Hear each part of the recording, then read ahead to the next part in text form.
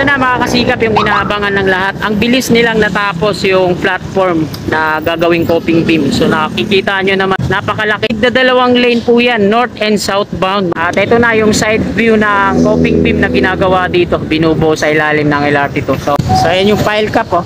Ito mga kasikap, ininstall na ng rebar cage eh, no? Napoporma na rin yung rebar cage na ini-install sa taas. Sinimulan ko to, walang naniniwala sa paligid ko. Ano? Magandang umaga Luzon, Visayas at Mindanao. Maging sa mga kababayan natin dyan sa abroad, mga OFW. Magandang umaga po sa inyong lahat. Nandito na naman po tayo sa kabaan ng Ramon Magsaysay Boulevard upang maghatid po sa inyo ng panibagong update ngayong umagang ito. Araw po ng Sabado, ika-11 na po ng Nobyembre, taong 2023, ika-7 na po ng umaga. So wag na po natin patagalin to. So nandito nga tayo ngayon sa ilalim ng footbridge. Ito yung tawiran mula dito sa west patungo dun sa east. Ito sa ginagawa nilang road repair ng DPWH MMDEO. May gitna yung kahapon na layout nila, naporing na nila. So nandito na yung ako sa harapan natin nagbubungkal.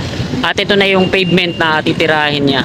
So doon sa inner lane, pangalawa, pang-apat na to dito sa gitna, no? Okay na, tapos na. So, ngayon yung daloy ng trapiko dito sa construction mismo ng DPWH. Medyo masigip kasi kaya nagsisiksikan doon sa unahan. Patungo yan dito sa Altura Market, no?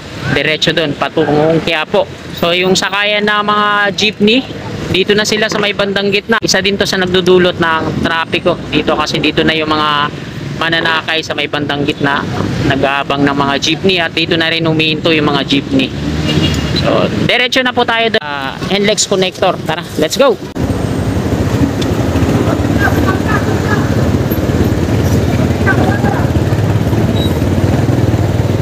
Dito yung pedestal ng NGCP. Ito yung bago nilang pouring. Pinakasapatos niya ay hindi pa napipinturahan ng kulay dilaw at strip na black. So ito yung Altura Market sa gawing kanan. Yan. Medyo marami-raming tao ngayon na namimili. At ito naman yung Center Island sa ating gawing kaliwa. Ito yung pedestrian na ginawa nila. At hihinto muna tayo dito para kunan ng update itong ginagawa nilang coping beam dito sa ilalim na LRT2.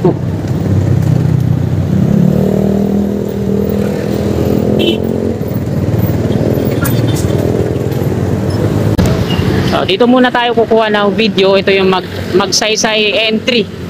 Ayan.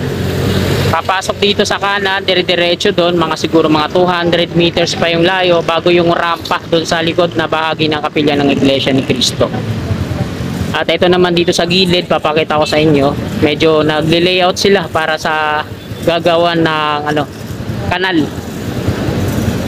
At ayun naman yung magsaysay exit sa kabila. So dalawa yung exit dyan, isang patawid dito sa interchange patungong Cubao at isa naman yung diretso Quiapo. Ayan naman yung pile cap foundation. Yan, di pa napoporing pero tapos na yung forma hanggang dun sa pinakataas. At ito na mga kasikap yung inaabangan ng lahat. Ang bilis nilang natapos yung platform na gagawing coping beam. So nakikita nyo naman mga kasikap na napakalaki ng coping beam na ginagawa nito. Kasi ang gagawin dito, yung viaduct patungo dun sa PUP Santa Mesa, itigda dalawang lane po yan, north and southbound mga kasikap. Kaya ganyan kalaki yung coping beam na ginagawa dito. At ayan, kahapon nilagyan pa lang nila ng mga steel pipe 8, tapos nilagyan ng I-beam. Ayan yung pinaka support naman ng platform sa baba bago nilalatagan ng mga yan, yung mga galvanized na o aluminum pala, sorry, para di dumikit yung semento, no? At eto na, buo na yung platform.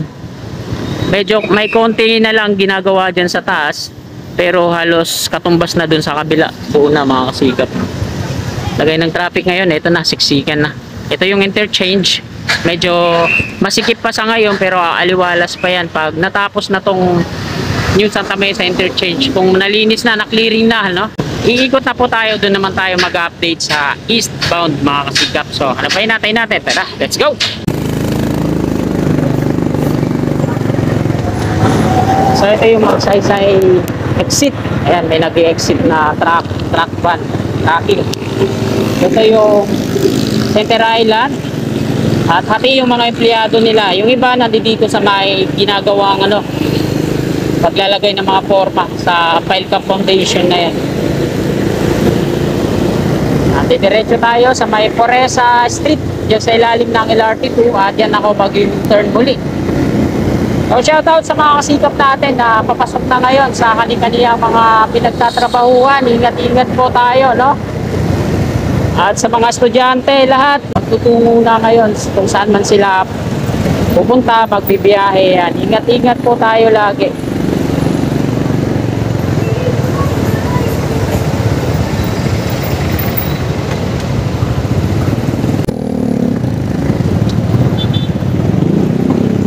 At nandito na nga po tayo sa eastbound. Ito po yung Foresa Station ng LRT2 sa ating gawing taas. Nasa ilalim po tayo.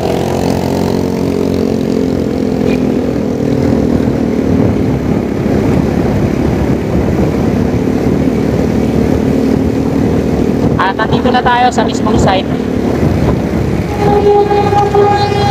Nakahinto sa unahan dahil dumadaan yung tren ng PNR. Ito yung mga steel box girders muli na gagamitin dyan sa bandang gitna, patawid dito sa kanan, PUP Santa Mesa. At dito tayo sa gilid para makunan natin na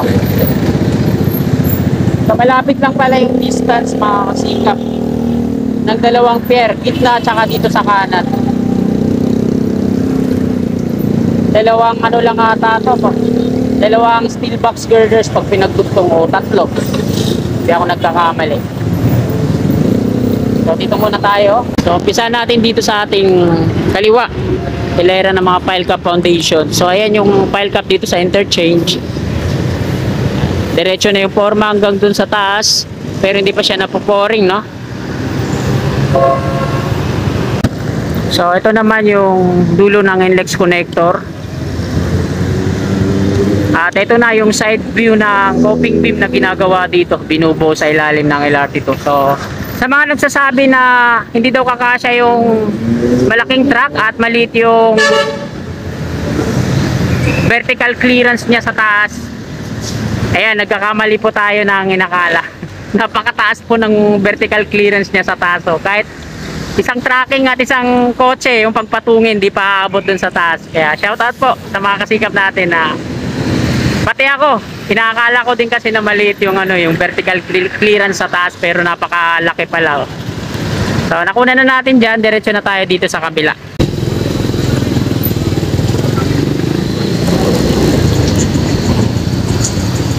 So ayan yung pile cap, oh. Ito mga kasikap, ayan, nilalagyan na nga nila ng, ininstall na ng rebar cage, no. Bali may mga napoporma na rin yung rebar cage na ini-install sa taas. Inumpisahan nila kahapon yan, eh. Yan. So pati dun sa likurang pier, nilalagyan na rin ng mga steel pipe para pundasyon sa gagawing platform. So ito yung bandang gitna, nilagyan na rin nila ng steel matting yung mga sheet pile na nandiyan dyan, no. Kasi puporing na lang din nila yan.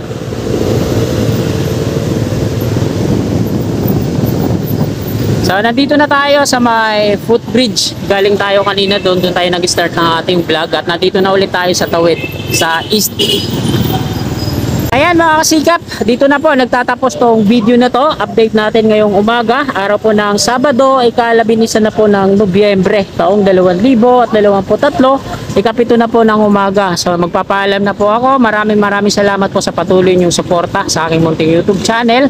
Bago nyo sana lisanin tong video na to, please like, at sa mga kasikap natin na willing po sumuporta kay kasikap, i-click lang natin yung subscribe button dyan sa baba sa gawing kanan at yung maliit na katabi niyang bell. I-bell all po natin para always na updated po lagi tayo sa aking pang mga bagong update dito sa NLEX Connector sa Ramon Magsaysay Boulevard at iba pang mga infra. Maraming salamat. Lagi po tayong mag-iingat. God bless po sa ating lahat. You're my angel, angel baby, angel.